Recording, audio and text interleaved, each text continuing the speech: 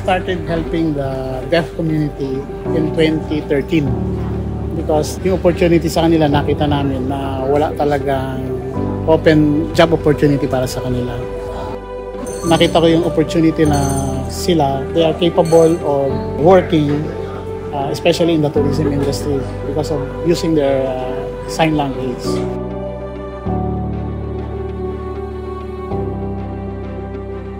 We have markings na sila ay physically challenged. Then, meron kami mga signages for sign language. So, hindi na namin sila in-advertise as physically challenged.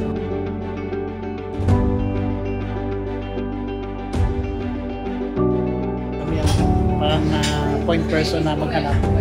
Na parang nabuhayan kasi sila, matagal silang nawala after the pandemic. So, nung magkaroon ng training, parang bumukas ang opportunity sa kanila. Nagkaroon sila ng trabaho, tapos nagkaroon sila ng mga training, especially sa tourism industry, and nakatulong sila sa kanilang mga pamilya.